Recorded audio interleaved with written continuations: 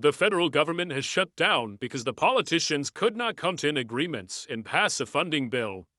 On this channel, we focus on money-related aspects, so we're just going to stick to that topic when covering this government shutdown. But later in this video, I'm going to be covering what the politicians are arguing about, which is important to this discussion because we want to get a sense of how long the situation's going to go on for.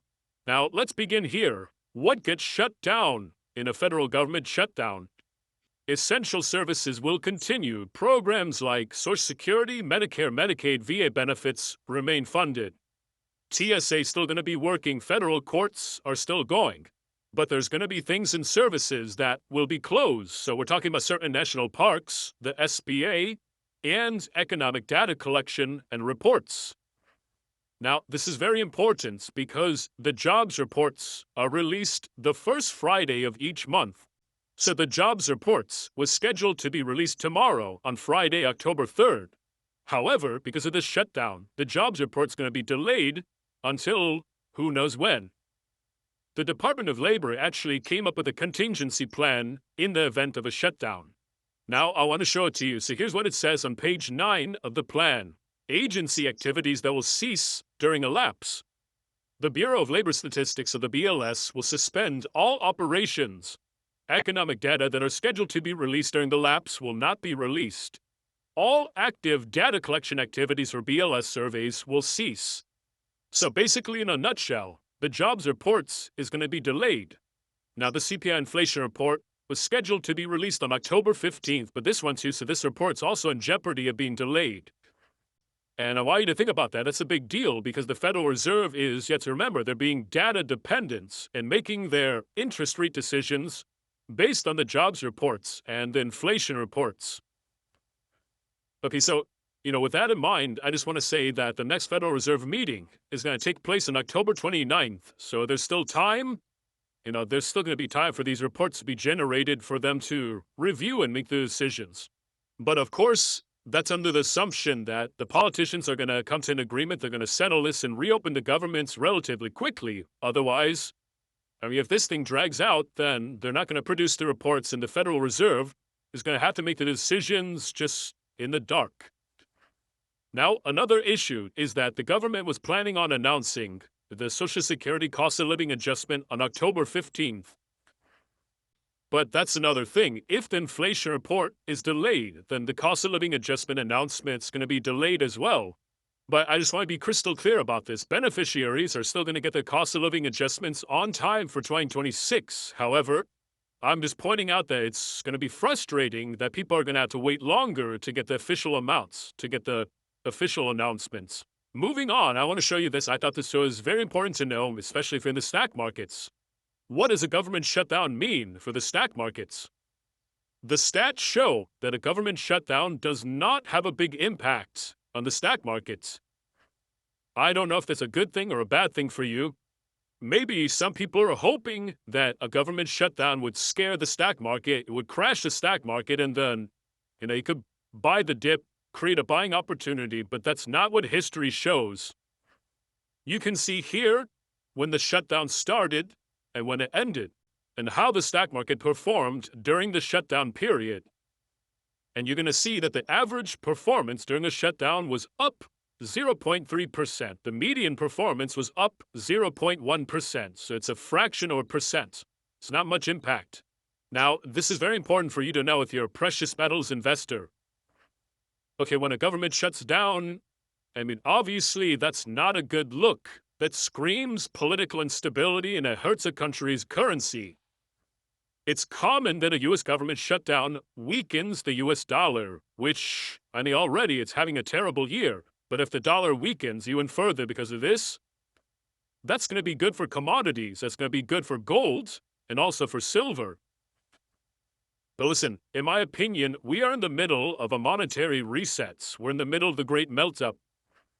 My opinion is that cash is trash, and these shutdowns are just making the situation even worse for the U.S. dollar. Moving on to the labor markets. Officials are saying that about 750,000 federal employees will be furloughed during the shutdown. Workers are going to be placed on leave without pay. However, these federal employees are still going to be paid retroactively. It's basically back pay once the shutdown is over because of the Government Employee Fair Treatment Act. So the CBO says that essential federal employees will have to work without pay during the shutdown. However, again, there's going to be back pay, for these employees. But when's the back pay going to be actually received? The law requires that employees be compensated on the earliest date possible after the government reopens, regardless of payroll schedules. However, I do want to point this out. I want to bring this to your attention. There's going to be exceptions. Members of Congress, so our senators, our politicians, the House of Representatives, they're still going to collect their paychecks during the shutdown, which is mandated under Article 1, Section 6 of the Constitution. Yeah, I just want to say this seems unfair to the millions of federal employees that are going to be waiting for their paycheck. But I guess that's just my opinion. U.S. Postal Service employees are going to continue to receive paychecks because the USPS is a self-funded independent agency. In terms of how a government shutdown is going to affect the U.S. economy in general, it's going to be similar to its effect on the stock market. A shutdown is going to have minimal impacts on the U.S. economy. Just think about it, because employees are going to get back pay. The government's going to spend what they would have spent. So again, minimal impact. Now, here's a very important question. How long is the government shutdown going to last? In the past 50 years, the average shutdown lasts about 8 days. However, as you can see, it can vary greatly. Maybe it'll last a few days, and maybe it's going to get resolved next week, or maybe it's going to drag out for quite some time. But I'll tell you, for certain topics or for certain questions, I have a strong opinion and I share them with you. But for this one, I honestly don't have a strong opinion. You could tell me whether you think that this is going to resolve quickly or whether it's going to drag out. Okay, so here's the situation. The Republicans have a majority in the House of Representatives and in the Senate. So in the House of Representatives, to pass it, you just need a simple majority. So in the House of Representatives, there's no fight there. But in the Senate, this is where the problem is, because there are 100 seats in the Senate, and the Republicans have 53 of them. But in the Senate, it's not a simple majority. They need 60 votes to pass it. So in the Senate, the Republicans need to get some Democrats on board. They're going to work together to pass the bill. So they voted on the funding bill to CR, and it failed to get the 60 votes in the Senate. It was 55 to 45. So the parties are at a stalemate over various things, but it's mainly over health care subsidies. But I'll tell you this. The really sad part is that this government funding bill is just a temporary extension for 7 weeks of funding. So if they actually come to an agreement and reopen the government, the politicians, they're probably going to have this same exact battle in 7 weeks. How sad is that?